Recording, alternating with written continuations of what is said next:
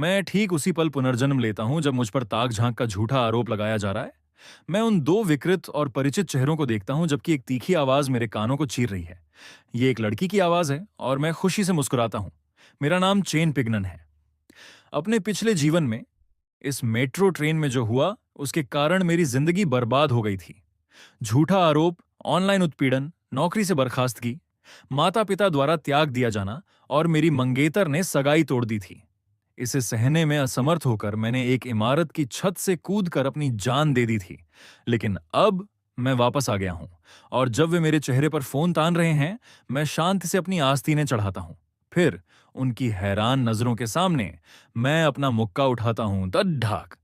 उस सूखी आवाज ने मेट्रो के सारे शोर को दबा दिया। पूरी बोगी एक पल में खामोश हो गई। हर कोई सदमे में था। सुजैन, जिसका हाथ अपने सूजते गाल पर था और आंखें फटी हुई थीं, प्रतिक्रिया देने में कुछ सेकंड लगे और फिर उसने एक जोरदार चीख मारी, जैसे किसी सुअर को काटा जा रहा हो। तुम्हारी हिम्मत कैसे हुई मुझे मारने की? ओ नीच आदमी, तुम्हारी हाथ उठाने की हिम्मत कैसे हुई? वह एक चंडी की तरह मुझ पर झपटी। मैंने उसे चकमा देने के लिए एक कदम बगल में बढ़ाया और अपना पैर सीधे येलिन के घुटने के पीछे दे मारा, जिसने फोन पकड़ा हुआ था। येलिन चिल्लाते हुए गिर पड़ी। मैं सुजैन की कलाई पकड़ने के लिए मुड़ा, जो फिर से मुझे मारने की कोशिश कर रही थी, और मैंने उसे एक उल्टा तमाचा जड़ दिया। जोर इतना था कि वह अपनी जगह पर घूम गई और खून से लथपथ होंठों के साथ ये लीन के बगल में जमीन पर गिर पड़ी। पूरी बोगी में हक्का बक्का रह जाने वाली आहें सुनाई दी। मैंने अपनी जैकेट का कॉलर ठीक करने के लिए समय लिया, जो मुड़ गया था। अपने पिछले जीवन में मैं अपना बचाव नहीं कर पाया था। इस जीवन में मैं उनसे केवल वही भाषा बोलूंगा जिसे वे समझते हैं। और तुम एक महिला को कैसे मार सकते हो? एक युवक खुद को रक्षक दिखाने के लिए बीच में कूद पड़ा। उन्होंने मुझ पर झूठा आरोप लगाया। क्या तुमने वह नहीं देखा? मैंने उन्हें आरोप लगाते नहीं देखा, लेकिन मैंने तुम्हें लोगों को मारते हुए देखा है। उसके जवाब ने मुझे हंसा दिया। तो जो तुमने नहीं देखा वह कभी हुआ ही नहीं, बस यही बात है। वह युवक शर्मिंदगी से लाल चेहरा लिए अवाक रह गया। जो भी हो, आप एक महिला को नहीं मारते, बस। अगर तुम्हारी कोई गलती नहीं थी तो उन पर हमला क्यों किया? उसी समय मेट्रो सुरक्षा की वर्दी में एक आदमी रास्ता बनाते हुए आया, जिसने उन दो महिलाओं को जमीन पर देखकर सुजैन को उठाने के लिए जल्दबाजी की और बहुत चिंतित दिखा। मिस, क्या आप ठीक हैं? जॉलीजुन, मैंने उसे अपने पिछले जीवन से पहचान लिया। ये वही चापलूस है जिसने मेरा फोन छीन लिया था। उसने यह भी कसम खाई थी कि सीसीटीवी कैमरे खराब थे, जिससे मुझे अपनी बेगुनाही साबित करने से हमेशा के लिए रोक दिया गया। अपने रक्षक को देखकर सुजैन आदेश पर आंसू बहाने लगी। ऑफिसर, ये वही है। ये छिपकर हमारी वीडियो बना रहा था और जब हमने इसे रंगे हाथों पकड़ा तो इसने हमें पीटा। जाओ लिजुन ने मेरी ओर उंगली उठाई। अपना फोन मुझे दो। मेरी मुस्कान ने उसे असहज कर दिया। और क्या चाहिए? क्योंकि मैंने तुम्हें लोगों को मारते हुए देखा है।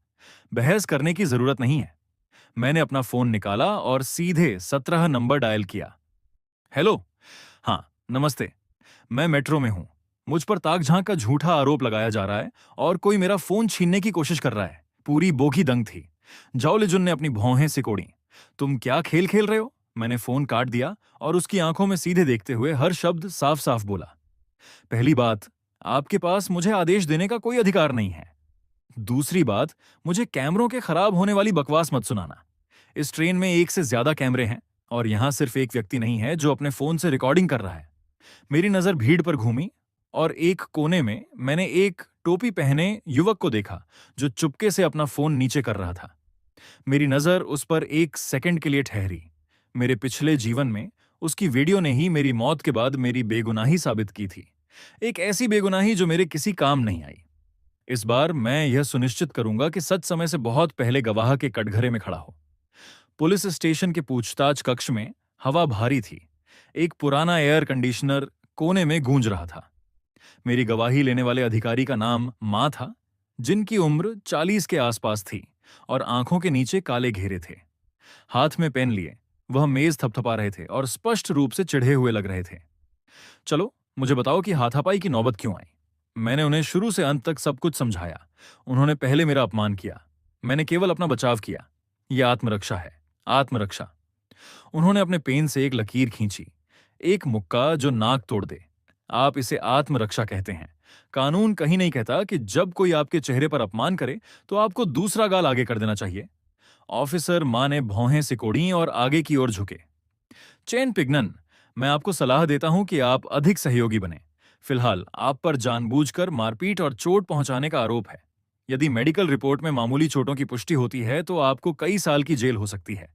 और तब आपके सुंदर भविष्य को अलविदा। फिर वही पुरानी बात।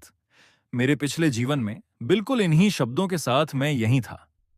इसी बात ने मुझे फंसा दिया था। बाद में मुझे पता चला कि सुजैन बीमा धोखाधड़ी की विशेषज्ञ थी, एक इन्फ्लुएंसर थी। उसका चाचा, जो नगर पालिका में एक छोटा सा रसूखदार आदमी था, उसका सबसे बड़ा समर्थक था। लेकिन इस बार बात अलग है। मैंने ऑफिसर मां की ओर देखा और धीरे धीरे बोला, ऑफिसर, मैं भी शिकायत दर्ज करना चाहता हूं, मानहानि और झूठे आरोप लगाने के लिए। उन्होंने सार्वजनिक स्थान पर तथ्य गढ़े और उन्हें दुर्भावनापूर्ण इरादे से फैलाया, जिससे मेरी प्रतिष्ठा को गंभीर नुकसान पहुंचा और मुझे काफी मानसिक कष्ट हुआ। ऑफिसर मां का चेहरा काला पड़ गया। क्या आप स्थिति को पलटने की कोशिश कर रहे हैं? मैं केवल तथ्यों को बता रहा हूं और अपने अधिकारों की रक्षा कर रहा हूं। तथ्य तथ्य यह है कि आपने किसी को घायल किया है। बिना रुके मैंने जारी रखा। मेट्रो सुरक्षा अधिकारी जॉलीजुन ने निष्क्रियता बरतकर अपने कर्तव्यों का उल्लंघन किया है। वह उनकी साथी भी हो सकती है। मैं उसके खिलाफ कार्रवाई करने का अधिकार सुरक्षित रखता हूं। नियमों के अनुसार सीसीटीवी फुटेज कम से कम 30 दिनों तक सुरक्षित रखी जानी चाहिए। जिस बोगी में मैं था उसमें आगे और पीछे कैमरे लगे हैं। मैं जहां था वह जगह ब्लाइंड स्पॉट में नहीं हो सकती। अगर पुलिस दावा करती है कि कैमरे खराब थे, तो मैं न्यायिक जांच की मांग करने के लिए एक वकील नियुक्त करूंगा। पूछताछ कक्ष में मौत जैसी खामोशी छा गई। ऑफिसर मां का चेहरा बदल गया। वह मुझे गौर से देख रहे थे। जब स्थिति गतिरोध में थी, कमरे का दरवाजा खुला। एक युवा पुलिसकर्मी ऑफिसर मां के पास आया और उनके कान में कुछ शब्द कहे। ऑफिसर के हाव भाव अजीब हो गए। चेन पिगनन, तुम्हारी मंगेतर यहां है और उसके दोस्त, वे कहते हैं कि वे तुमसे बात करना चाहते हैं। लिन शिनरो। ये नाम एक जंग लगी सुई की तरह था जिसने मेरे दिल को छेद दिया। मेरे पिछले जीवन में वह आशा की आखिरी किरण थी जिससे मैंने चिपके रहने की कोशिश की थी। लेकिन जब साइबर उत्पीड़न ने मुझे घेर लिया तो उसने मुझे छोड़ दिया। मुझे उसका आखिरी संदेश, मुझे ब्लॉक करने से ठीक पहले का, अभी भी पूरी तरह याद है। हाँ, चेन पिगनन, तुम सच में मुझे घिन आती है। हमारे बीच सब खत्म हो गया। दहेज वापस पाने का सपना भी मत देखना। और अब वह यहां है, दोस्तों के साथ। दोस्त। मुझे तुरंत अंदाजा हो गया कि वे कौन हैं। उन्हें अंदर आने दो। दरवाजा खुलता है। सबसे आगे लिनशिनरो, सफेद कपड़े पहने, हल्का और सलीके वाला मेकअप, रोती हुई आंखें, और उसके पीछे वह आदमी। जिस क्षण वह अंदर आया, हवा चिपचिपी हो गई। ज्याडा फांग, कॉलेज का एक सहपाठी, एक नया अमीर जिसका परिवार जमीन हड़पने के धंधे से अमीर हुआ था, और वह उस तरह का आदमी था जो लिन शिनरो के आसपास मक्खी की तरह मंडराता रहता था। उसने बहुत फैशनेबल कपड़े पहने थे। पूछताछ। कक्ष की मध्यम रोशनी में उसकी कलाई पर बंधी रिचर्ड मिल घड़ी चमक रही थी। उसे देखकर मैं मुस्कुराया। हम। बिल्कुल सही। मेरे पिछले जीवन के सभी दुश्मन यहां जमा हैं। जैसे ही शिनरो ने मेरी हथकड़ियां देखीं, उसके आंसू बहने लगे। पिगनन, तुम किसी को कैसे मार सकते हो? क्या तुम्हें अंदाजा है कि यह बात कितनी बढ़ गई है? जैसे ही उसने मुंह खोला, वह मुझ पर आरोप लगा रही थी। मैंने कुछ नहीं कहा, बस उसे नाटक करते हुए देखता रहा। बगल में उस ढोंगी ने बोलना शुरू किया। इंटरनेट पर हंगामा मच गया है। वे कह रहे हैं कि तुम एक परवर्ट और हिंसक व्यक्ति हो। तुम क्या चाहते हो कि शिनरो अपना चेहरा कैसे दिखाए? उसने यह कहते हुए बहुत स्वाभाविक रूप से अपना हाथ लिन शिनरो के कंधे पर रखा और उसे धीरे से थपथपाया। लिन शिनरो ने उसे पीछे नहीं हटाया। इसके विपरीत उसने थोड़ा और उसके सहारे झुकने का मौका लिया। इस दृश्य को देखकर मेरा दिल जम गया। मेरे पिछले जीवन में इसी तरह के पाखंडी व्यवहार ने, जो मेरा भला चाहने का नाटक करते थे, मुझे बर्बाद किया था। जब तक मुझे निकाल नहीं दिया गया और मैं कर्ज में नहीं डूब गया, तब तक मुझे समझ नहीं आया। उनकी सगाई की खबर देखकर मुझे असलियत पता चली। दरअसल असली जोड़ा तो वही थे और मैं बस एक मूर्ख। मैंने शांत आवाज में पूछा, क्या यह बहुत बढ़ गया है? बहुत बढ़ गया। ये तो कम है। ज्याडा फांग ने केले के ब्रांड का नवीनतम स्मार्टफोन निकाला और उसे मेरी नाक के नीचे सटा दिया। ट्रेंड्स देखो, यह वायरल हो गया है। अब तुम एक सेलिब्रिटी हो। स्क्रीन पर मेरी हाई डेफिनेशन फोटो थी। बगल की दो लड़कियों के चेहरे धुंधले कर दिए गए थे। कमेंट सेक्शन भरा पड़ा था। सबसे ऊपर मेरे पहचान पत्र की तस्वीर थी, मेरा पता और मेरी कंपनी की जानकारी। नीचे ये मेरे लिए गालियों की बाट थी। शिन्नरों का शरीर कांप रहा था। जाओ, उनसे माफी मांगो और तुरंत उन्हें मुआवजा दो। जब तक वे पोस्ट हटाते हैं और माफी का बयान जारी करते हैं, तब तक स्थिति संभालने का एक मौका है। ज्याडा फांग ने तुरंत बात आगे बढ़ाई। पिग्नन, एक भाई की सलाह मानो, माफी मांग लो, मैंने पता किया है। इस सुजैन के अच्छे संपर्क हैं, तुम उसे बर्दाश्त नहीं कर पाओगे। सार्वजनिक रूप से माफी मांगो, कुछ पैसे दो और मामला रफा दफा हो जाएगा। वह थोड़ा रुका। अगर तुम्हारे पास पैसे नहीं हैं, तो मैं तुम्हें रकम उधार दे सकता हूं। ब्याज के लिए हम बाजार की दरों पर बात कर लेंगे। और देखो, वह एक नेक इंसान का नाटक कर रहा था। बाजार की दरें, शायद सूदखोरों वाली दरें। मुझे अंदाजा था। पिग्नन, तुमने सुना? यह देखकर कि मैं कोई प्रतिक्रिया नहीं दे रहा हूं, लिन शिनरो और भी बेचैन हो गई। ज्याडा फांग तुम्हारी मदद करने के लिए तैयार है। तुम किसका इंतजार कर रहे हो? इसे खत्म करो, जल्दी स्वीकार कर लो। क्या तुम तभी खुश होगे जब कंपनी तुम्हें निकाल देगी? उसका चेहरा निराशा और डर का मुखौटा था। तो मेरी बेगुनाही और मेरी गरिमा एक नौकरी से कम कीमती थी। उसे मेरी प्रतिष्ठा की जरा भी परवाह नहीं थी। उसे बस इस बात का डर था कि इसका असर उस पर न पड़े। पूछताछ कक्ष का दरवाजा फिर से खुला। ऑफिसर मां हाथ में एक फाइल लिए अंदर आए और उसे मेज पर पटका। चेन पिग्नन, यह रहा आपसी समझौते का दस्तावेज। दूसरा पक्ष 5 लाख युआन का मुआवजा और एक माफी की वीडियो मांग रहा है। अगर तुम मान जाते हो और दस्तखत करते हो तो मामला बंद हो जाएगा। 5 लाख। मेरे पिछले जीवन में भी यही रकम थी। बिल्कुल इसी तरह उन्होंने मुझे दस्तखत करने के लिए मजबूर किया था। मैंने समझौते को नजरअंदाज करते हुए लिनशिनरो की ओर देखा और धीरे धीरे बोला, लिनशिनरो, क्या तुम मुझ पर विश्वास करती हो? वह ठिठक गई। पूछताछ कक्ष में मौत जैसी खामोशी छा गई। हर कोई उसे देख रहा था। क्या तुम्हें विश्वास है कि मैंने छिपकर वीडियो नहीं बनाया? क्या अब इस बारे में बात करने का कोई मतलब है? चाहे तुमने वीडियो बनाया हो या नहीं, क्या यह महत्वपूर्ण है? अब हर किसी ने देख लिया है कि तुमने किसी को मारा है। क्या तुम थोड़े समझदार नहीं बन सकते? महत्वपूर्ण नहीं? मैं हंसा। तो मेरी बेगुनाही उसकी नजरों में कोई मायने नहीं रखती थी। ज्याडा फांग आगे बढ़ा, मुझे एक विजेता की नजर से देख रहा था। पिग्नन, शिनरो भी तुम्हारा भला चाहती है, थोड़े समझदार बनो। आज के समाज में सच का कोई महत्व नहीं है। महत्व इस बात का है कि लोग क्या मानते हैं। उसने समझौता उठाया और दस्तखत वाली जगह पर अपनी उंगली से थपथपाया, जैसे कि वह मुझ पर उपकार कर रहा हो। 5 लाख के लिए साइन करो, मैं तुम्हें भेज दूंगा। तुम बाद में मुझे उधार की रसीद दे देना और एक माफी का वीडियो रिकॉर्ड कर लो। चलो, कुछ अच्छे शब्द बोलो, अपना थोड़ा घमंड छोड़ो। एक आदमी को झुकना आना चाहिए। दरवाजे की झिड़ी से दो महिलाओं, सुजैन और ये लिन की संतुष्ट हंसी सुनाई दी। हम और मैं सोचती थी कि यह अड़ियल है। आखिरकार यह भी दूसरों की तरफ फुस्सा हो गया। पूरे 5 लाख। इस बार हमने जैकपॉट मारा है। आज रात हम सबसे महंगे जापानी रेस्तरां में खाना खाएंगे। हम इस बेचारे को घुटनों पर लाकर भुगतान करवाएंगे। आह! उसकी आवाज तेज नहीं थी, लेकिन हर शब्द सुई की तरह था। फिर भी हर कोई अनसुना करने का नाटक कर रहा था। ऑफिसर मां ने मेज पर जोर से हाथ मारा। साइन करो और जल्दी। हमारा समय बर्बाद मत करो। मैंने अपने सामने इन लोगों को देखा। ज्याडा फांग अपने पैसे से मेरी गरिमा को कुचलना चाहता था। मेरी मंगेतर मुझे अपना दोष स्वीकार करने के लिए दबाव डाल रही थी। वे लोग जो सच को तोड़ मरोड़ रहे थे। और उन दो महिलाओं को भी नहीं भूलना चाहिए जो दरवाजे के पीछे पहले से ही अपनी जीत का जश्न मना रही थीं। उन्होंने मुझे कदम दर कदम खाई में गिराने के लिए अपना जाल बुना था, लेकिन इस बार वे सिर्फ सपना ही देख सकते थे। मैंने पेन उठाया। ये देखकर लिन शिनरो और ज्याडा फांग ने राहत की सांस ली। ऑफिसर मां अपनी कुर्सी पर पीछे झुक गए। कलाई के एक तेज झटके के साथ मैंने पेन को मेज पर जोर से पटक दिया। इस समझौते पर मैं हस्ताक्षर नहीं करूंगा। 5 लाख, एक पैसा भी नहीं। माफी की वीडियो। अपने सपनों में देखना। माहौल जम गया। चैन पिग्नन, तुम पागल हो गए हो। लिन शिनरो सबसे पहले चिल्लाई। क्या तुम्हें परिणामों का अंदाजा है? मैं देख रहा हूं कि तुम केवल डंडे की भाषा समझते हो। ऑफिसर मां ने मेज थपथपाई और चिल्लाए, कोई है?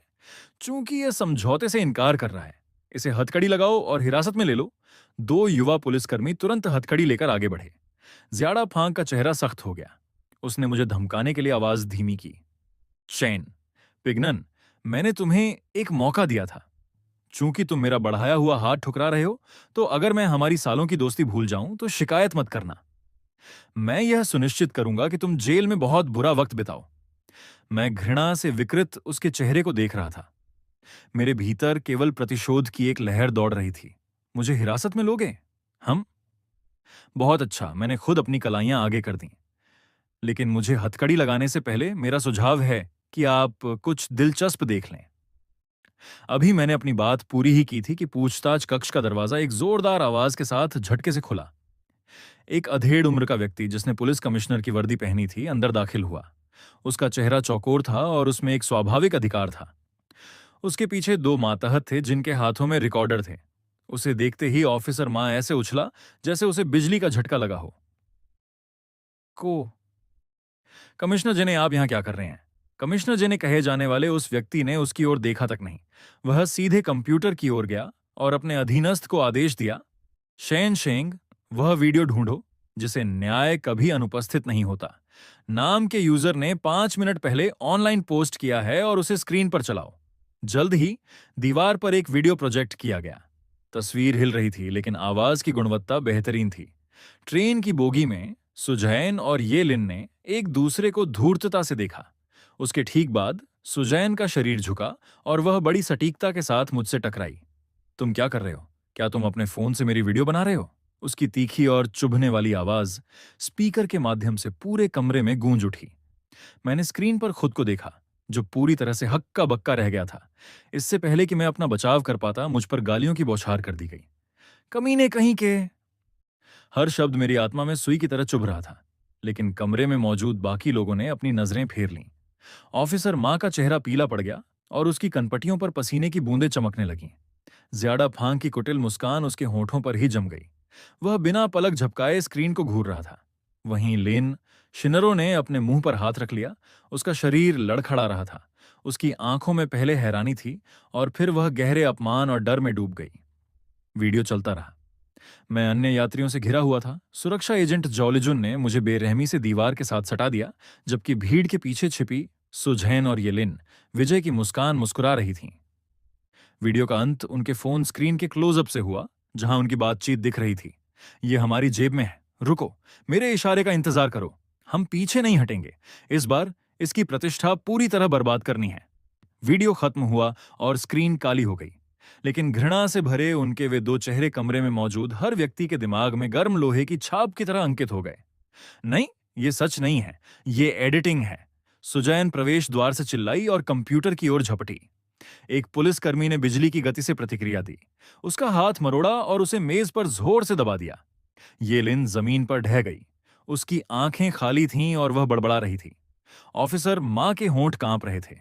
ज्यादा फांग का चेहरा सफेद से लाल और फिर हरा हो रहा था, जैसे किसी चित्रकार का पैलेट हो। उसे अपने आसपास जलती हुई नजरें महसूस हो रही थीं, जैसे वे उसकी खाल उधेड़ देंगी। मैं धीरे से खड़ा हुआ। मेरी हथकड़ियों की धातु की खनक सुनाई दी। डायरेक्टर जने, क्या आपको अब भी मेरे कबूलनामे की जरूरत है? डायरेक्टर जने की नजर पूरे कमरे में घूमी और फिर मुझ पर टिक गई। इसकी हथकड़ियां खोल दो। कांपते हुए ऑफिसर मां ने मुझे आजाद किया। मेरी कलाइयां आजाद होते ही उन पर पड़े गहरे लाल निशान साफ दिखाई दे रहे थे। डायरेक्टर जेने की नजरें और सख्त हो गईं। मां बाओगो, ऑफिसर मां, उसके घुटने जवाब दे गए और वह भारी आवाज के साथ जमीन पर गिर पड़ा। आपके मामले में अनुशासन समिति के साथी आपसे मिलने आएंगे। अब अपना यह बैज उतार दो।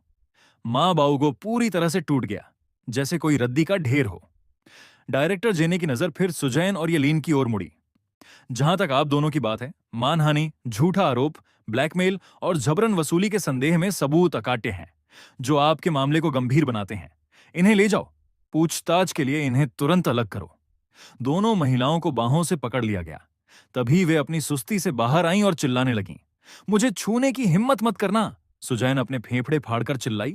अपने संपर्कों के दम पर उन्हें डराने की कोशिश करने लगी। डायरेक्टर जेने ने एक ठंडी और तिरस्कारपूर्ण मुस्कान दी। हम आज अगर खुद राष्ट्रपति भी आ जाएं तो वे तुम्हें नहीं बचा सकते। हम उन कीड़ों को कभी नहीं छोड़ते जो कानून की गरिमा का अपमान करते हैं। हाथ के एक इशारे के साथ सुजैन और येलिन को बिना किसी दया के बाहर घसीट दिया गया। उनका रोना और गालियां गलियारे में धीरे धीरे कम होती गईं। जब सब सुलझ गया तो डायरेक्टर जेने अपने आदमियों के साथ चले गए। जाने से पहले उन्होंने मुझ पर एक गहरी नजर डाली। कमरे की हवा बर्फीली हो गई थी। ज्यादा फांग ने मुस्कुराने की कोशिश की, जो मुस्कान कम और रोने जैसी शक्ल ज्यादा थी, और मेरे पास आया। पिग्नन, ये एक गलतफहमी है। उसने मेरे कंधे पर हाथ रखने की कोशिश की, लेकिन मैं उसे टालने के लिए हट गया। उसका हाथ एक शर्मनाक सन्नाटे में हवा में लटका रह गया। सच में? क्या आप ही नहीं कह रहे थे कि सच मायने नहीं रखता, कि मामला खत्म करने के लिए मेरा सिर झुकाना ही काफी है? ज्यादा फांग का चेहरा ईंट जैसा लाल हो गया। वह अवाक था। ज्यादा फांग, अपना ढोंग बंद करो। मैं किसी और से बेहतर जानता हूं कि तुम असल में क्या सोच रहे हो। मेरे सामने फिर कभी मत आना। इतना कहकर मैंने उसे नजरअंदाज कर दिया और मेरी नजर शिनरो की ओर मुड़ी। वह वहां पूरी तरह बेसहारा खड़ी थी। आंसुओं की वजह से उसका वह आईलाइनर फैल गया था जिसे उसने इतनी सावधानी से लगाया था। पिग्नन, मुझे माफ कर दो। मुझे तुम पर कभी शक नहीं करना चाहिए था। उसने माफी मांगने के लिए मेरी कमीज का कोना पकड़ने की कोशिश की। अगर आज यह वीडियो नहीं होता तो तुम बस मुझे झूठा आरोपी बनते हुए देखती रहती और फिर अपनी नई जिंदगी शुरू करने के लिए साफ जमीर के साथ ज्यादा फांग की मदद स्वीकार कर लेती। नहीं, मैं तुम मेरे बारे में ऐसा कैसे सोच सकते हो? वो पागलों की तरह सिर हिला रही थी, उसके आंसू और तेज बह रहे थे, लेकिन यह सब बहुत व्यर्थ और दयनीय लग रहा था। मैंने उसे गौर से देखा, अपने हर शब्द को तौलते हुए। मैंने उससे वह सवाल पूछा जिसका जवाब मुझे पहले से पता था, लेकिन जिसकी पुष्टि का मैं इंतजार कर रहा था। लिन शिनरो, अपने दिल पर हाथ रखकर बताओ, क्या तुमने मुझसे कभी सच में प्यार किया था? लिन शिनरो निशब्द रह गई। उसका चेहरा पीला पड़ गया, जैसे उसमें खून ही ना हो। प्यार? शायद उस समय जब मैं साल के 3 लाख कमाता था, जब मैं उसे ब्रांडेड बैग दिला सकता था और बड़े रेस्तरां में ले जा सकता था। लेकिन जब संकट आया, जब उसकी नजरों में मेरी कीमत खत्म हो गई और मैं उसके लिए बोझ बनने वाला था, तो वह दिखावटी प्यार तुरंत गायब हो गया। पास खड़ा ज्यादा फांक ये सुनकर आग बबूला हो गया। बस बहुत हुआ। उसने लिन शिनरो को अपने पीछे खींच लिया। चेन पिगनन, उस पर कीचड़ उछालना बंद करो। मैं तुमसे बेहतर जानता हूं कि शिनरो किस तरह की इंसान है। तुम बस स्थिति अपने पक्ष में होने का फायदा उठाकर सारा दोष उस पर मढ़ रहे हो। हम हमारे मामले से तुम्हारा कोई लेना देना नहीं है। मैंने उसे अपनी नजरों से चीर दिया। बल्कि इसका मुझसे ही लेना देना है। मेरे बर्ताव ने ज्यादा फांग को और भी क्रोधित कर दिया। ये मत सोचो कि तुम बच निकलोगे सिर्फ इसलिए कि पासा पलट गया है। ये अभी खत्म नहीं हुआ है। वह वीडियो जिसमें तुम लोगों को मार रहे हो, वह अभी भी ऑनलाइन है। तो क्या वह आत्मरक्षा थी? जिन इंटरनेट यूजर्स ने पूरा वीडियो देखा है, वे अपनी राय खुद बनाएंगे। अपनी राय। इंटरनेट यूजर्स भेड़ों का झुंड है, जिनका अपना कोई विवेक नहीं होता। वे बस जनमत का पीछा करते हैं।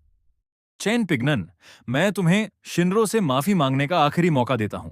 बदले में मैं इस मामले को दबाने में तुम्हारी मदद कर सकता हूं, वरना ऑनलाइन लिंचिंग की दूसरी लहर के लिए तैयार रहो। इतना कहकर उसने रोती हुई लिन शिनरो को पकड़ा और जाने के लिए मुड़ा। दरवाजे पर पहुंचकर लिन शिनरो ने, जैसे उसने हार न मानी हो, मुड़कर मुझे देखा। मैंने उन्हें दूर जाते देखा। मेरा दिल पूरी तरह शांत था। हम ऑनलाइन लिंचिंग की दूसरी लहर आने दो। मैं उनका डटकर सामना करने के लिए तैयार हूं। पुलिस स्टेशन से बाहर निकलते ही सूरज की रोशनी ने मेरी आंखों को चौंधिया दिया। मैंने अपना फोन निकाला और उसे चालू किया। मिस्ड कॉल्स और मैसेज की जैसे बाढ़ आ गई थी। मैंने सबसे पहले अपने माता पिता को फोन किया। मैंने उनसे कहा कि सब ठीक है, यह सिर्फ एक गलतफहमी थी और उन्हें चिंता करने की जरूरत नहीं है। इसके बाद मैंने सोशल मीडिया खोला। जैसा कि अनुमान था, चीजें बिल्कुल वैसा ही मोड़ ले रही थीं जैसा ज्यादा फांग ने कहा था।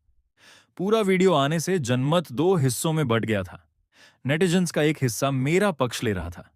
ये तो पूरा पलटवार है, तो ये सब एक सोची समझी साजिश थी। ये दोनों लड़कियां सच में घिनौनी हैं। इन्हें सीधे जेल भेजो। बहुत अच्छे भाई, तुम डटे रहो। लेकिन दूसरी आवाजें भी धीरे धीरे उठने लगी थीं।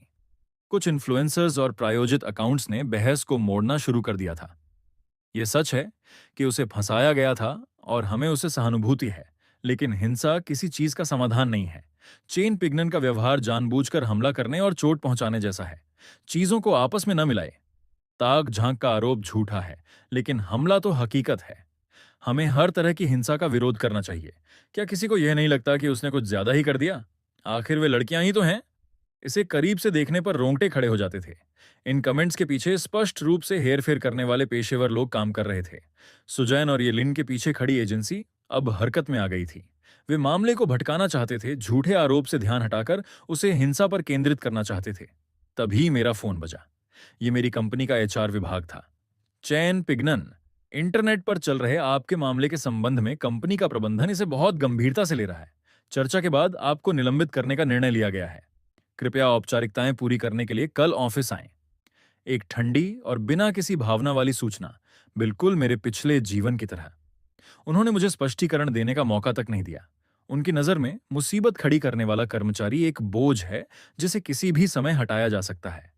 फोन काटते समय मुझे कोई आश्चर्य नहीं हुआ। तूफान तो अभी शुरू हुआ है, लेकिन मैं अब अपने पिछले जीवन वाला चेन पिगनर नहीं हूं जो डर से कांपता रहता था। मैंने अपने कॉन्टैक्ट्स खोले। मुझे वहां एक ऐसा नाम मिला जो लंबे समय से दफन था, वकील लू रुयान। उनका ऑफिस शहर के सबसे व्यस्त सीबीडी इलाके में था, एक पूरी मंजिल जिसकी कांच की दीवारों से गगनचुंबी इमारतों का जंगल दिखता था। जब मैंने उन्हें देखा तो उन्होंने एक बेदाग काला सूट पहना हुआ था और खिड़की के पास खड़े होकर फोन पर बात कर रहे थे। उनका लहजा बहुत सख्त था। मिस्टर वांग, ये कॉन्ट्रैक्ट में साफ साफ लिखा है, 30 मिलियन, एक पैसा कम नहीं। या तो आप आज शाम 5 बजे से पहले भुगतान करें या कोर्ट का समन मिलने का इंतजार करें, और मुझसे रियायत की बात ना करें। ये शब्द मेरी डिक्शनरी में नहीं है। उन्होंने फोन रख दिया। तभी वे मेरी ओर मुड़े। उनकी नजर एक एक्सरे की तरह थी जिसने मुझे सिर से पांव तक परखा। चैन पिगनन, मैं ही हूं, मेट्रो वाले मामले में शामिल व्यक्ति। लू रोयान करीब आए, मेरे सामने बैठे और पैर पर पैर चढ़ा लिए। वे थोड़ा आगे झुके, जिससे मुझ पर एक तीव्र दबाव महसूस हुआ। मेरी फीस $5,000 है। क्या आप वाकई मुझे काम पर रखना चाहते हैं? बिल्कुल। मैंने एक बैंक कार्ड निकाला और उनके सामने रख दिया। इसमें 2 लाख हैं। इसे वकील की फीस के तौर पर एडवांस समझें। अगर यह काफी नहीं है तो मैं दूसरा रास्ता निकालूंगा। ये पिछले कुछ सालों की मेरी सारी बचत थी। पिछले जीवन में मैंने मूल रूप से इस पैसे का उपयोग लिन शिनरों के साथ घर खरीदने के लिए डाउन पेमेंट के रूप में करने की योजना बनाई थी। अंत में उसने मुझसे यह पैसा दहेज के बहाने छीन लिया था। लू रोयान ने कार्ड पर एक नजर डाली, लेकिन उसे छुआ नहीं। पैसा समस्या नहीं है। मैं केवल वही केस लेता हूं जो एक चुनौती हो। अपनी मांगें बताइए। मेरी मांगें सरल हैं। पहला, मैं सुजैन, येलिन और उनका समर्थन करने वाली संस्था पर मुकदमा करना चाहता हूं। आरोपों में मानहानि, झूठा आरोप, साजिश, ब्लैकमेल और जबरन वसूली शामिल होनी चाहिए। मैं चाहता हूं कि वे बर्बाद हो जाएं, उनकी प्रतिष्ठा नष्ट हो जाए और वे जेल में सड़ें। दूसरा, मैं मेट्रो कंपनी पर प्रबंधन की लापरवाही के लिए और सुरक्षा एजेंट जॉलिजुन पर सत्ता के दुरुपयोग और पेशेवर लापरवाही के लिए मुकदमा करना चाहता हूं। मैं चाहता हूं कि वे सार्वजनिक रूप से माफी मांगें और मेरे मानसिक कष्ट के लिए मुआवजा दें। तीसरा, मैं उन मार्केटिंग अकाउंट्स और इन्फ्लुएंसर्स पर मुकदमा करना चाहता हूं जिन्होंने मीडिया लिंचिंग की साजिश रची और इंटरनेट पर मुझ पर व्यक्तिगत हमले किए। मैं चाहता हूं कि वे न्याय के सामने अपने कृत्यों का जवाब दें। चौथा, मैं अपनी कंपनी फांगा ग्रुप पर मुकदमा करना चाहता हूं जिसने मुझे बिना किसी ठोस कारण के निलंबित कर दिया। यह अवैध है। मैं चाहता हूं कि वे मुझे मेरे पद पर वापस लें और हुए नुकसान की भरपाई करें। लू रुयान के चेहरे पर दिलचस्पी की एक चमक दिखाई दी। दिलचस्प? तो आप उन सभी को एक ही झटके में गिराना चाहते हैं जिन्होंने आपके साथ गलत किया है। चूंकि उन्होंने मेरा दुश्मन बनना चुना है तो उन्हें इसकी कीमत चुकानी होगी। लेकिन क्या आपने सोचा है कि आप किससे टकरा रहे हैं? लू रुयान की उंगलियां मेज पर धीरे धीरे थपथपा रही थीं। सुजैन और अन्य को एक कुख्यात पीआर एजेंसी का समर्थन प्राप्त है। एक कंपनी को डुबाने के कई तरीके होते हैं। मेट्रो कंपनी एक सरकारी उद्यम है, उन्हें झुकाना मुश्किल है, और ये सभी स्कैंडल अकाउंट्स बड़े रसूखदारों के इशारे पर चलते हैं। जहां तक आपकी कंपनी फांगा ग्रुप की बात है, इस शहर में सेक्टर लीडर बनने के लिए क्या आपको लगता है कि उनके अधिकारियों के ऊंचे संपर्क नहीं होंगे? क्या आपको वाकई विश्वास है कि आप जीतेंगे? मुझे विश्वास है, इसीलिए मैं आपके पास आया हूं। लू रोयान उस व्यक्ति के उत्साह के साथ मुस्कुराए जिसे आखिरकार अपनी टक्कर का कोई मिल गया हो। आपको ऐसा क्यों लगता है कि मैं आपकी मदद कर सकता हूं? क्योंकि आप लू रुयान हैं, शहर के सबसे अच्छे और सबसे महंगे वकील। 5 साल का करियर, सैकड़ों मुकदमे और एक भी हार नहीं। आपकी विशेषज्ञता असंभव को संभव बनाने में है। ये सब मैंने अपने पिछले जीवन में खुद को बचाने के रास्ते तलाशते हुए सीखा था। दुर्भाग्य से उस समय मेरे पास परामर्श के लिए भी पैसे नहीं थे। हम ऐसा लगता है आपने मेरे बारे में अच्छी रिसर्च की है। लू रुयान की मुस्कान और चौड़ी हो गई। लेकिन सिर्फ मुझे जानना काफी नहीं है। मुझे यह जानना होगा कि आपके पास क्या तुरुप का इक्का है। मेरे पास जो तुरुप का इक्का है वह है सच। मैंने उनके सामने एक यूएसबी ड्राइव सरका दी। इसमें पूरा वीडियो और कुछ अन्य जानकारी है जो मैंने खोजी है। लू रुयान ने अपनी भौहें उठाईं। उन्होंने ड्राइव को अपने लैपटॉप से जोड़ा। फाइलों में वीडियो के अलावा एक दस्तावेज भी था। उस दस्तावेज में विस्तार से बताया गया था कि कैसे सुजैन और ये लिन ने पिछले 1 साल में 3 अन्य पुरुषों को ब्लैकमेल करने के लिए झूठे एक्सीडेंट और स्कैम किए थे। इसमें तारीखें, स्थान, पीड़ितों की पहचान और वसूली गई रकम का पूरा विवरण था। मैंने यह सब केवल अपने पिछले जीवन की यादों के आधार पर इकट्ठा किया था।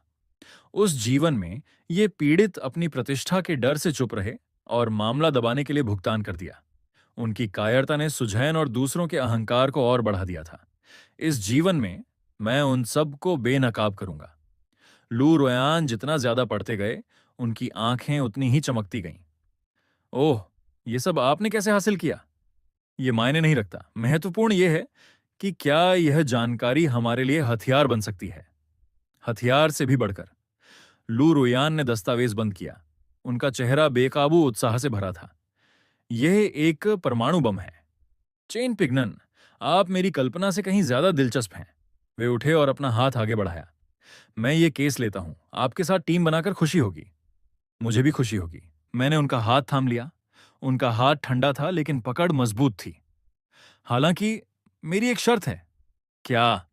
अब से आपको मेरे हर निर्देश का सख्ती से पालन करना होगा। आप मीडिया से जो कुछ भी कहेंगे वह पहले मुझसे स्वीकृत होना चाहिए। मैं नहीं चाहता कि मेरा क्लाइंट कोई अनियंत्रित और गुस्सैल व्यक्ति बने। कोई समस्या नहीं है, लू रुयान। बढ़िया। लू रुयान ने अपने डेस्क का फोन उठाया। एमएस, जनसंपर्क और कानूनी विभागों को सूचित करें। मीटिंग बुलाएं। हमारे पास एक बड़ा कॉन्ट्रैक्ट है। मुझे पता था कि मेरा पलटवार वास्तव में इसी क्षण से शुरू हो रहा था। तूफान बस आने ही वाला था। लू रुयान की कार्यक्षमता अद्भुत थी। एक ही दिन में उन्होंने सारी तैयारियां पूरी कर लीं। अगली सुबह 4 वकीलों के पत्र एक साथ सुजैन के संस्थान, मेट्रो प्रबंधन, फांगा ग्रुप और करीब 1 दर्जन स्कैंडल अकाउंट्स के संचालकों को भेजे गए। इसके तुरंत बाद रुयान ने मेरे नाम पर एक प्रेस कॉन्फ्रेंस आयोजित की। कमरा लोगों से खचाखच भरा था। कैमरों और माइक्रोफोन की बाढ़ हुई थी। रुयान द्वारा तैयार किए गए सूट को पहनकर मैं मंच पर बैठा था। फ्लैश की चमक के सामने मेरा चेहरा शांत था। लू रुयान ने मेरे वकील के रूप में सबसे पहले बात की। उन्होंने पूरी सच्चाई को स्पष्ट और संक्षिप्त तरीके से सबके सामने रखा। फिर उन्होंने बिना किसी काट छांट के पूरा वीडियो दिखाया। हॉल में हैरानी की सुगबुगाहट फैल गई। तभी लू रुयान ने अपना दूसरा धमाका किया।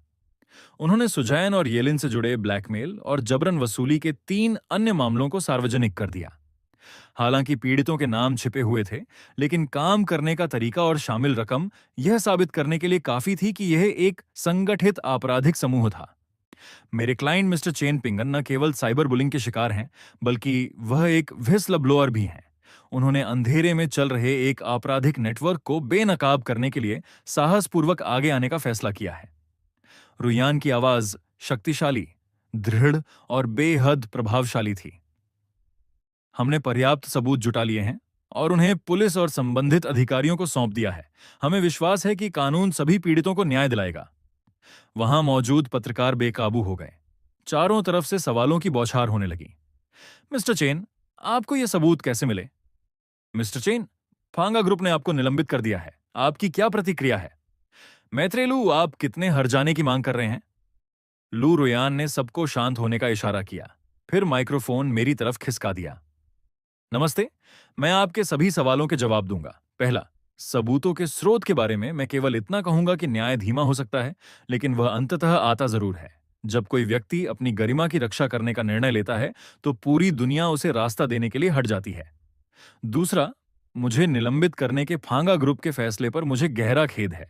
एक बड़ी कंपनी को न केवल वैल्यू क्रिएट करनी चाहिए, बल्कि अपने कर्मचारियों की रक्षा करने की जिम्मेदारी भी लेनी चाहिए। मैं एक कर्मचारी के रूप में अपने अधिकारों की कानूनी लड़ाई लड़ूंगा। तीसरा और सबसे महत्वपूर्ण बात, मैंने ये प्रेस कॉन्फ्रेंस पैसे पाने या सहानुभूति बटोरने के लिए आयोजित नहीं की है। मैं बस उन सभी से कहना चाहता हूं जिन्होंने अन्याय सहा है या सह रहे हैं। मैं रुका और पूरे कमरे पर नजर डाली।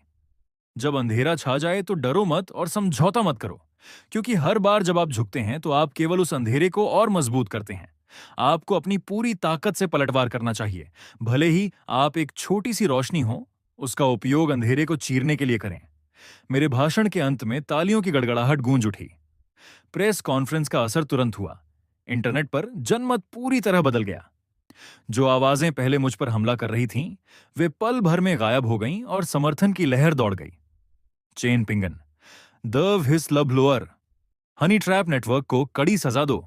फांगा ग्रुप को चेन पिंगन से माफी मांगनी चाहिए। ये कीवर्ड सभी बड़े प्लेटफॉर्मों पर ट्रेंड करने लगे।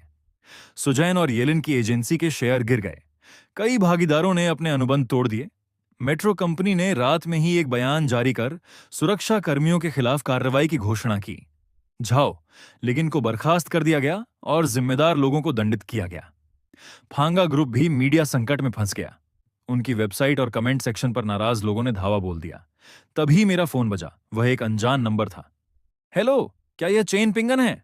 दूसरी तरफ से एक जानी पहचानी लेकिन घिनौनी आवाज आई। वह ज्यादा फेंक था।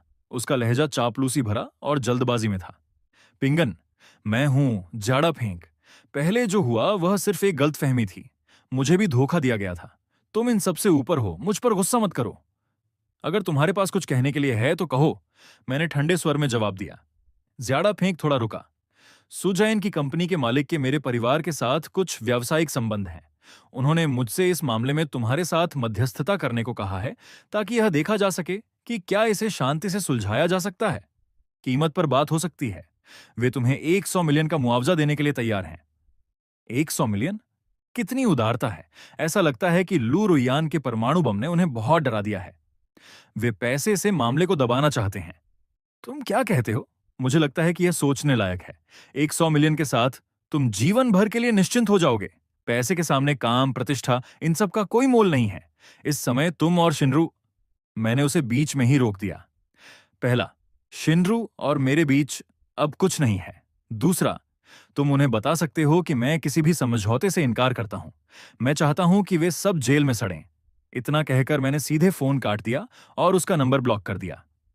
कुछ लोग कभी नहीं समझेंगे कि कुछ चीजें खरीदी नहीं जा सकती, जैसे मासूमियत और गरिमा। ज्यादा फेंक ने हार नहीं मानी। उसने दूसरे नंबर से फोन किया जिसे मैंने फिर से ब्लॉक कर दिया। फिर लिन शिनरू का फोन आया। मैंने एक पल के लिए हिचकिचाया, फिर फोन उठाया। पिंगन, तुम समझौते से इनकार क्यों कर रहे हो? 100 मिलियन, ये ऐसी रकम है जिसे हम अपनी पूरी जिंदगी में कभी नहीं कमा पाएंगे। शायद तुम्हें कुछ गलतफहमी हुई है। अगर मैं वह पैसा ले भी लेता तो उसका तुमसे कोई लेना देना नहीं होता। क्या मतलब कोई लेना देना नहीं? हमारा ब्रेकअप नहीं हुआ है। जैसे ही तुम्हारे पास पैसा आएगा हम तुरंत शादी कर सकते हैं। हम सबसे सुंदर घर और सबसे अच्छी कार खरीदेंगे। चेन पिंगन, क्या तुम भूल गए कि तुमने मुझसे वादा किया था कि मैं एक अच्छा जीवन जीऊंगी? सच है, मैं मानता हूं, लेकिन तुम शायद ये भूल गई हो कि जब मुझे तुम्हारी सबसे ज्यादा जरूरत थी तब तुमने क्या किया था। लिन शिनरू, ये तुम ही थी जिसने अपने हाथों से वह सब छोड़ दिया जो हमारे पास था। मैं उस समय बस भटक गई थी और वह तुम्हारे भले के लिए था। मुझे डर था कि तुम जेल चले जाओगे। ज्यादा फेंक ने मुझसे कहा कि अगर तुम बातचीत के लिए राजी हो गए तो उसका परिवार अपने प्रभाव का इस्तेमाल करके सुजैन और अन्य लोगों से शिकायत वापस करवा सकता है और तुम्हारा आपराधिक रिकॉर्ड भी साफ करवा सकता है। तो वह अभी भी उसे इस तरह के झूठ से धोखा दे रहा था, या यूं कहें कि वह खुद इस पर विश्वास करना चाहती थी, क्योंकि उसकी दुनिया में व्यक्तिगत स्वार्थ हमेशा सही और गलत से ऊपर होता है। लिन शिनरू, मैं आखिरी बार कह रहा हूं, मेरे मामले किसी और के सरोकार नहीं है। हमारे बीच सब खत्म हो चुका है। अब मुझे परेशान मत करना। चेन पिंगन, तुम कमीने, तुम एहसान फरामोश। तुम्हें लगता है कि तुम ज्यादा फेंक के बिना जीत गए? तुम कुछ भी नहीं हो। तुम पछताओगे। वह फोन के दूसरी तरफ पागलों की तरह चिल्ला रही थी। बिना एक शब्द कहे मैंने फोन काट दिया। पछतावा? मुझे केवल एक ही बात का पछतावा है कि मैंने अपने पिछले जीवन में उसका असली चेहरा पहले क्यों नहीं देखा। कुछ दिनों बाद सभी आरोपियों को अदालत के समन सौंप दिए गए। लू रुयान सामूहिक मुकदमा चलाने के लिए 3 अन्य पीड़ितों के साथ शामिल हो गए। मुकदमे के दिन अदालत के बाहर पत्रकारों की भारी भीड़ थी। कोर्ट रूम में मैंने वही पुराने चेहरे देखे। सुजैन और येलिन कैदियों की वर्दी में थीं। उनके चेहरों से सारी अकड़ गायब हो चुकी थी। उनकी एजेंसी का मालिक, एक अधेड़ उम्र का चिपचिपा सा आदमी, पीला पड़ गया था। मेट्रो कंपनी का प्रतिनिधि, फांगा ग्रुप का कानूनी सलाहकार और मार्केटिंग अकाउंट्स के जिम्मेदार लोग सब सिर झुकाए बैठे थे। मेरी तरफ देखने की हिम्मत नहीं कर पा रहे थे। ज्यादा फेंक और लिन शिनरू दर्शकों के बीच बैठे थे। ज्यादा फेंक शायद ये देखने आया था कि क्या उसके परिवार के संबंध काम आएंगे, जबकि लिन शिनरू को शायद अब भी लग रहा था कि मैं मान जाऊंगा। सुनवाई एक तरफा जीत थी। लू रुयान द्वारा तैयार किए गए सबूतों का जखीरा पूरा और अचूक था। Video, audio recording, bank transfer statement, chat के स्क्रीनशॉट, हर सबूत आरोपियों के लिए एक गहरे आघात जैसा था। उनके वकील बेबस थे। उनकी दलीलें कमजोर और हास्यास्पद थीं। अपने अंतिम बयान में सुजैन और येलिन फूट फूट कर रोने लगीं और माफी मांगने लगीं। उन्होंने दावा किया कि वे कुछ समय के लिए अंधी हो गई थीं और सुधार का एक मौका चाहती थीं। मैं पत्थर की तरह अडिग रहा। माफी के लिए अब बहुत देर हो चुकी थी। जब वे मुझ पर सबसे गंदी गालियों से हमला कर रहे थे, जब वे मेरा जीवन बर्बाद करने के लिए जनता को गुमराह कर रहे थे, तब उन्होंने मुझे मौका क्यों नहीं दिया? अंतिम फैसला आया। सुजैन और येलिन को मानहानि, झूठे आरोप और ब्लैकमेल के लिए दोषी पाया गया और 8 साल की जेल की सजा सुनाई गई। एजेंसी के मालिक को मुख्य अपराधी मानते हुए 12 साल की सजा मिली। उसकी सारी अवैध कमाई जब्त कर ली गई और उस पर भारी जुर्माना लगाया गया। अन्य कर्मचारियों को भी सजा मिली। मेट्रो कंपनी, फांगा ग्रुप और शामिल मार्केटिंग अकाउंट्स को सार्वजनिक माफी मांगने और मुझे मानसिक प्रताड़ना व आय की हानि के लिए कुल 3 मिलियन युआन का हर्जाना देने का आदेश दिया गया। जज का हथौड़ा बजा। मैंने राहत की एक लंबी सांस ली। मेरे पिछले जीवन का अन्याय आखिरकार इस क्षण धुएं की तरह उड़ गया। जब मैं अदालत से बाहर निकला तो सूरज चमक रहा था। लीन शिनरू मुझे रोकने के लिए दौड़ती हुई आई। पिंगन, क्या हम सच में वापस नहीं जा सकते?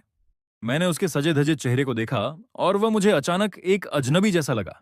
मैंने कोई जवाब नहीं दिया और बिना रुके उसके पास से निकल गया। थोड़ी दूर पर ज्याडा फेंक अपनी स्पोर्ट्स कार में बेसब्री से हॉर्न बजा रहा था। यही वह दुनिया है जिससे वह ताल्लुक रखती है और मेरी दुनिया में अब उसके लिए कोई जगह नहीं है। चेन पिंगन, 1 मिनट रुको, लू रुयान ने मुझे पुकारा। उन्होंने मुझे एक दस्तावेज थमाया। यह फांगा ग्रुप का माफीनामा और एक नियुक्ति पत्र है। उन्होंने तुम्हें तुम्हारे पद पर वापस बहाल कर दिया है और वे तुम्हें नए संकट प्रबंधन विभाग के निदेशक के रूप में नियुक्त करना चाहते हैं। सालाना वेतन पुराने से 3 गुना ज्यादा है। फांगा ग्रुप का नियुक्ति पत्र, सुनहरे अक्षरों में छपा हुआ, बड़ी ईमानदारी का प्रतीक। संकट प्रबंधन विभाग के निदेशक, 1 मिलियन सालाना। किसी भी कर्मचारी के लिए यह एक ऐसा लालच है जिसे ठुकराना नामुमकिन है। यह उनकी गलती सुधारने का तरीका था और मुझे फिर से अपने साथ जोड़ने का भी, क्योंकि मुझ जैसा प्रतिभाशाली व्यक्ति जिसने अकेले ही इतना बड़ा मीडिया तूफान खड़ा कर दिया और सुरक्षित बाहर निकल आया, उसके जनसंपर्क कौशल प्रमाणित थे। तुम्हें क्या लगता है? रुयान की नजरें खोजी थीं। मैंने नियुक्ति पत्र और माफीनामा वापस फोल्डर में रख दिया। मैत्रेलू, क्या आप मेरी तरफ से उन्हें जवाब दे सकते हैं? मैं माफी स्वीकार करता हूं। जहां तक नौकरी के प्रस्ताव की बात है, मैं उनकी सराहना करता हूं, लेकिन मैं वापस नहीं जाऊंगा। लू रुयान थोड़ा हैरान हुए। क्यों? यह एक बेहतरीन अवसर है। शान से वापस जाना और उन सभी का मुंह बंद करना जिन्होंने तुम्हारा अपमान किया। क्या यह सुखद नहीं है? यह सुखद है, लेकिन यह काफी नहीं है। मैंने दूर शहर की इमारतों को देखा। एक कंपनी के मूल्य। फांगा ग्रुप ने सच्चाई की जांच करने के बजाय परेशानी शुरू होते ही मुझे छोड़ने का फैसला किया।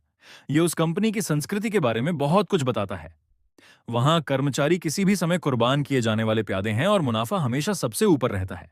ऐसी जगह पर सबसे ऊंचे पद और सबसे ज्यादा वेतन के साथ भी मैं कभी शांत नहीं रह पाऊंगा। और सबसे महत्वपूर्ण बात, इस घटना के बाद मैं अब दूसरों के लिए काम नहीं करना चाहता। अपने पिछले जीवन में मैंने बहुत मेहनत की, यह सोचकर कि अपना सर्वश्रेष्ठ देना ही सुनहरे भविष्य के लिए काफी है। अंत में एक अप्रत्याशित आपदा ही सब कुछ राख करने के लिए काफी थी। इस नए जीवन में मैं अपने लिए जीना चाहता हूं। मैं अपने हाथों से अपनी कंपनी बनाना चाहता हूं, एक ऐसी कंपनी जो जिम्मेदार और मानवीय हो। लू रुयान कुछ सेकंड के लिए चुप रहे, फिर मुस्कुराए। मैंने तुम्हारे बारे में गलत नहीं सोचा था। तुम महत्वाकांक्षी हो। तुम्हारी योजना क्या है? अब मैं मुआवजे के पैसे का उपयोग एक जनसंपर्क एजेंसी शुरू करने के लिए करना चाहता हूं जो उन आम लोगों की मदद करने में माहिर हो, जो कभी मेरी तरह मीडिया संकट में फंस जाते हैं और जिनके पास जाने के लिए कोई नहीं होता। उन्हें कानूनी और संचार सहायता प्रदान करना। विचार अच्छा है, लेकिन कंपनी बनाना आसान नहीं है। तुम अकेले बहुत जल्दी थक जाओगे। इसीलिए मैं मैत्रेलू को अपना पार्टनर बनने का प्रस्ताव देना चाहता हूं। आखिरकार मुझे कानून के बारे में कुछ नहीं पता। मुझे इन सब को संभालने के लिए आपकी जरूरत है। लू रुयान हैरान रह गए। मैं तुम्हारे लिए काम करूं? उन्होंने एक भौं उठाई। हम्फ, चेन पिंगन, तुम में सच में बहुत हिम्मत है। यह मेरे लिए काम करना नहीं है, यह एक साझेदारी है। आपके पेशेवर कौशल और मेरे मैदानी अनुभव के साथ अगर हम टीम बनाते हैं तो हम बड़ी चीजें हासिल कर सकते हैं। शेयरों के लिए 60% आपके लिए और 40% मेरे लिए। लू रुयान ने तुरंत जवाब नहीं दिया। उन्होंने हाथ बांधकर मुझे दिलचस्पी से देखा। काफी देर बाद उन्होंने कहा, 50-50, डील पक्की है। मैंने बिना किसी हिचकिचाहट के हाथ आगे बढ़ाया। लू रुयान ने मेरा हाथ थाम लिया। आपके साथ व्यापार करके खुशी हुई, सीईओ चेन। मुझे भी खुशी हुई, सीईओ लू। हमने एक दूसरे को देखकर मुस्कुराहट साझा की। 1 महीने बाद फेंगस पब्लिक रिलेशंस कंसल्टेंसी ने आधिकारिक तौर पर अपने दरवाजे खोले। ये नाम मैंने ही चुना था। मुझे उम्मीद है कि हम उन लोगों के लिए मार्गदर्शक बन सकेंगे जो तूफान में खो गए हैं। उद्घाटन के दिन ज्याडा फेंक और लिन शिनरू ने फूलों की टोकरियां भेजी। आपकी समृद्धि की कामना करते हैं। मैंने उनके फूलों और शुभकामनाओं को कूड़ेदान में फेंकवा दिया। कुछ लोगों की दुआएं मेरे लिए बहुत गंदी होती हैं। एजेंसी की पहली ग्राहक एक छात्रा थी जो ट्रेनिंग स्कैम और साइबर बुलिंग की शिकार थी। दूसरा, एक युवा डिलीवरी बॉय जिस पर एक बुजुर्ग की मदद करने के बाद झूठा आरोप लगाया गया था। तीसरी, एक गृहिणी जो बिना सोचे समझे मीडिया के दुर्भावनापूर्ण संपादन का शिकार हुई थी, जिसने उसे एक भयानक सास के रूप में दिखाया था। हर मामला मेरे अपने जीवन के प्रतिबिंब जैसा था। लू रुयान और मैं सबूत इकट्ठा करने, सच्चाई को बहाल करने और ऑनलाइन उत्पीड़न का मुकाबला करने के लिए अपनी टीम का नेतृत्व करते थे। हमने एक के बाद एक जीत हासिल की और फेंगस की प्रतिष्ठा बढ़ती गई। हम अन्याय का सामना कर रहे कई आम लोगों के लिए आखिरी उम्मीद बन गए। एक शाम ओवरटाइम के बाद मैं लू रुयान के साथ शहर की जगमगाती रोशनी में पैदल घर लौट रहा था। थक गए? उन्होंने मुझसे पूछा। थका हुआ हूं, लेकिन यह सार्थक है। हाँ, रुयान ने आह भरी। पहले मैं केवल जीतने के लिए, पैसे के लिए केस लेता था। अब ऐसा लगता है जैसे कुछ और भी है। उसे क्या कहते हैं? कर्तव्य पूरा होने की भावना। शायद, उन्होंने मेरी तरफ मुड़ते हुए कहा। स्ट्रीट लाइट की रोशनी उनकी आंखों में दो टिमटिमाते सितारों की तरह नाच रही थी। उनकी मुस्कान देखकर मेरा दिल भी चमक उठा। अपने पिछले जीवन में मेट्रो मुझे मौत की ओर ले गई थी, लेकिन इस जीवन में एक अजीब संयोग से उसने मेरे जीवन को पूरी तरह से नए और उज्जवल रास्ते पर डाल दिया। मेरा नाम चेनपिंगन है और वह लड़का जिसके नाम का अर्थ शांति है, वह आखिरकार सुनहरे दिनों को जानेगा।